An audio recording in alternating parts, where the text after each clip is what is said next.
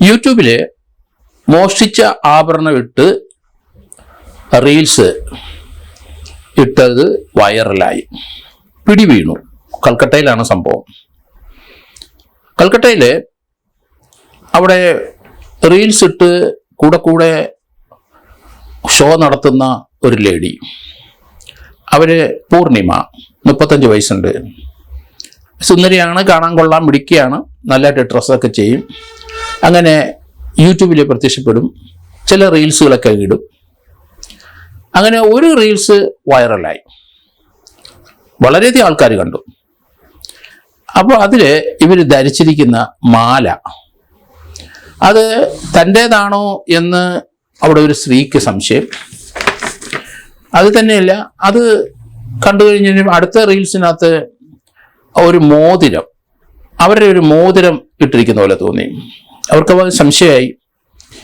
ഈ സ്ത്രീ 3 വർഷം മുമ്പ് 2024 ഒക്ടോബർ വരെ ഒരു വീട്ടിൽ ജോലിക്കായിരുന്നു. വീട്ടിലെ ജോലിക്ക് നല്ല പണക്കാരാണ്. അവരുടെ വീട്ടിൽ ജോലിക്ക് നിന്നപ്പം അതിൻ്റെ ഇടയ്ക്കും ജോലി സമയത്തിന് ശേഷവും ഈ റീൽസിലും അവരൊക്കെ കാണും. അങ്ങനെ യൂട്യൂബിലെ സ്ഥിര സാന്നിധ്യമാണ് ഇവർ. അങ്ങനെ സഞ്ജിത മുഖർജി എന്ന് പറഞ്ഞ ആ സ്ത്രീക്ക് തൻ്റെ ആഭരണമാണല്ലോ ഇവൾ ഇട്ടിരിക്കണമെന്നൊരു സംശയം.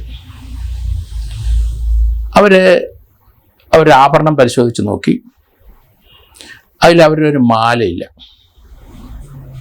അവർ വീണ്ടും അവരിട്ട റീൽസ് എല്ലാം കണ്ടു, തൻ്റെ മാലയോട് വലിയ സാമ്യം. അവരുടെ പല റീൽസും അവർ യൂട്യൂബിൽ സെർച്ച് ചെയ്യാൻ തുടങ്ങി. ഒരു സമയത്ത് അവർ ഒരു മോതിരം വിരലിട്ടിട്ട് അത് കൂടെ കോൺസ്പെസിഫിക് ആയിട്ട് കാണത്തക്ക രീതിയിൽ അവർ ആ റീൽസ് ചെയ്തിരിക്കുന്നു. ആ മോതിരം നോക്കി, അത് തൻ്റെ മോതിരമാണെന്നൊരു സംശയം. അപ്പോൾ 2 സംശയങ്ങളായി. പിന്നെ വേറൊരു ഒരെണ്ണത്തിനകത്ത് യൂട്യൂബിൽ 2 നല്ല കമ്മലിട്ടിരിക്കണം അവർ. ആ കമ്മൽ ഇവരുടേതാണോ സംശയം, നോക്കി, അതും അവരുടെ. ഈ ഒരു സംഭവത്തോടു കൂടി അവരുടെ വീട്ടിലെ ആഭരണങ്ങളെല്ലാം നോക്കി. കുറേയൊക്കെ ആഭരണങ്ങൾ, നല്ല പണക്കാരാണ്, കുറേയൊക്കെ ആഭരണങ്ങൾ മോശം പോയിരിക്കുന്നു. സഞ്ജിത മുഖർജി ഭർത്താവ് സമീരൻ, അവർ ഭയങ്കര സാമ്പത്തികമുള്ളവരും വലിയ കുടുംബക്കാരുമാണ്. ആ വീട്ടിൽ ഏകദേശം 2 വർഷത്തോളം ഇവർ ജോലിക്ക് നിന്നു. 2024 ഒക്ടോബറിൽ അവർ പിരിഞ്ഞു പോവുകയും ചെയ്തു. പണമൊക്കെ കൊടുത്ത് അവർ സന്തോഷമായിട്ട് പോയി. നല്ല സ്മാർട്ടായ ഒരു സ്ത്രീയാണ്. അതോടൊപ്പം തന്നെ അവർ ജോലി കഴിഞ്ഞിട്ട് രാത്രികളിൽ അവർ ഈ യൂട്യൂബിനകത്ത് ചില റീൽസൊക്കെ അങ്ങ് ഇടും. അതൊക്കെ അവർ ചെയ്തുകൊണ്ടിരിക്കുന്ന വിദ്യാഭ്യാസമുള്ള സ്ത്രീയാണ്.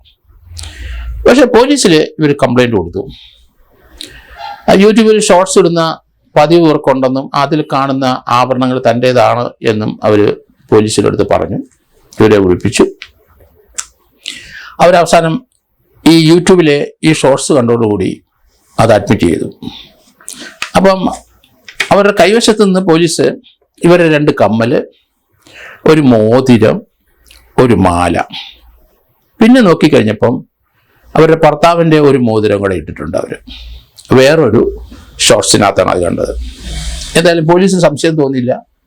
ഉടമസ്ഥർക്ക് അവരുടെ പ്രോപ്പർട്ടി ഐഡൻറ്റിഫൈ ചെയ്തു, ഇവരെ അറസ്റ്റ് ചെയ്തു.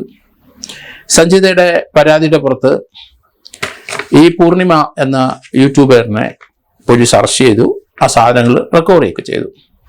ഇതിന് പുറമെ ഇവർ പല സ്ഥലത്തും ഇതുപോലെ ജോലിക്ക് നിന്നതായിട്ട് പോലീസിന് മനസ്സിലായി. അവിടങ്ങളിലൊക്കെ അന്വേഷിച്ചപ്പം അവിടെയൊക്കെ ചില സ്വർണ്ണാഭരണങ്ങൾ മോഷണം പോയിട്ടുണ്ട്. ഇവർ യൂട്യൂബിൽ സ്ഥിരമായിട്ട് വരുന്നതുകൊണ്ട് ധാരാളം ഫോളോവേഴ്സ് ഉണ്ട്, നല്ല പൈസയുണ്ട് ഇവരുടെ കൈവശം. എവിടെ കൂടെ പോയി നല്ല മുതലുള്ള നല്ല മുതലാളിമാരുടെ വീട്ടിൽ പോയി ജോലിക്ക് നിൽക്കും. അവിടെ ധാരാളം ആഭരണങ്ങളുണ്ടാവും. അവിടുത്തെ ഒരു അന്ധവിശ്വാസമായി, അവരുമായിട്ട് വലിയ ചമച്ചയിലായി, അവരുമായിട്ട് ഒന്നിച്ച് അവിടുത്തെ സന്തോഷപൂർവ്വം കഴിയും, അവിടെ തന്നെ കിടക്കും.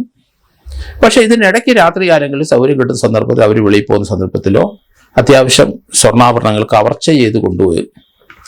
പക്ഷെ അവർക്ക് പാരയായത് അവർ യൂട്യൂബിൽ ഇത് ഓരോന്നേ ഓരോ സമയത്ത് ഇട്ടു. അതാണ് ഇപ്പം പിടി വീണിരിക്കുന്നത്. എന്തായാലും മോട്ടിച്ച ആഭരണങ്ങൾ അണിഞ്ഞ റീൽസ് ഇട്ടത് ഡയറക്റ്റ് എവിഡൻസ് ആണ്. അത് പോലീസ് കോടതി കൊടുക്കും. ഏതായാലും അവർ യൂട്യൂബർ ആണെങ്കിലും അവരുടെ ഈ പ്രവൃത്തി വേറെ തെളിവൊന്നും വേണ്ട, ആഭരണങ്ങൾ പിന്നീട് പോലീസ് ഇവരിൽ നിന്ന് റിക്കവറി ചെയ്തിട്ടുണ്ട്. അത് 27 എവിഡൻസ് ആക്ടിൻ്റെ അനുസരിച്ച് അതിന് വേറെ എവിഡൻസ് ഒന്നും വേണ്ട, പ്രതിയുടെ കൈവശത്ത് തന്നെ അത് പോലീസ് കണ്ടെടുക്കുകയും ചെയ്തു. ഇതിനകത്ത് തീർച്ചയായിട്ടും അവരെ പോലീസ് കോടതി ശിക്ഷിക്കുമെന്നുള്ള കാര്യത്തിൽ യാതൊരു സംശയമില്ല. കാരണം തൊണ്ടിമുതൽ കിട്ടി, അവരുടെ വീട്ടിൽ നിന്ന് തന്നെ കസ്റ്റഡി എടുത്തു. ഇവരുടെ വീട്ടിലെ സഞ്ജിതയുടെ വീട്ടിലെ ഏകദേശം 2 വർഷത്തോളം ജോലി ചെയ്തിട്ടുണ്ട്. അവിടെ നിന്ന് കടത്തിയതാണെന്നുള്ള എവിഡൻസ് ആണ്. പ്രിസംഷൻ അങ്ങനെയാണ്. ഇതിനകത്ത് മോഷ്ടിച്ചതിന് ഇനി ആളെ വേണ്ട. അത് ഡിജിറ്റൽ എവിഡൻസ് ഉണ്ട്, അത് പ്രൈമറി എവിഡൻസ് ആണ്. ഡിജിറ്റൽ എവിഡൻസ് എപ്പോഴും അത് ഒരാളിൻ്റെ മൊഴി പറയുന്നതിന് ഈക്വലായിട്ടാണ് കോടതി കണക്കാക്കുന്നത്. ഡിജിറ്റൽ നിയമങ്ങൾ അങ്ങനെയാണ്.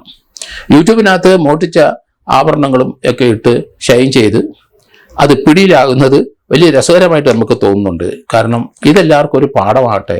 വല്ലവരും സാധനം ഇട്ട് ഷൈൻ ചെയ്ത് നടക്കരുത്. അത് ഇതുപോലെ യൂട്യൂബിലോ അതുപോലുള്ള ഫോട്ടോയിലോ അതുപോലെ ചില ഫംഗ്ഷനിലൊക്കെ പോയാൽ അത് തന്നെ ഒരു എവിഡൻസ് ആവും. മറ്റ് ആളുകളുടെ സാക്ഷിമൊഴിയൊന്നും വേണ്ട. അതുകൊണ്ട് ഇതുപോലെ അണിഞ്ഞൊരുങ്ങിപ്പോയി അല്ലെങ്കിൽ വല്ലവരുടെ സാധനം എടുത്തുകൊണ്ട് പോയി ഇതുപോലെ ചെയ്യുന്നവർ സൂക്ഷിക്കുക. യൂട്യൂബ് എടുക്കും. ഇപ്പോൾ എവിടെയായാലും CCTV ദൃശ്യമുണ്ട്. ഏത് ഫംഗ്ഷനും പോയാലും ഒരു 100 ക്യാമറ ഉണ്ടാവും, 100 മൊബൈലുകാരുണ്ടാവും. അവനവൻ്റെ സാധനം ഇട്ട് തന്നെ പോവുക. അന്യൻ്റെ സാധനം ഏതെങ്കിലും വിധത്തിൽ തട്ടിച്ച് മാറ്റി നമ്മുടേതായിട്ട് അണിഞ്ഞ് ഒരുങ്ങി അവിടെ പോയി നിന്നാൽ പിടി വീഴുമെന്ന് ഈ കേസോടുകൂടി എല്ലാവർക്കും മനസ്സിലായിട്ടുണ്ട്.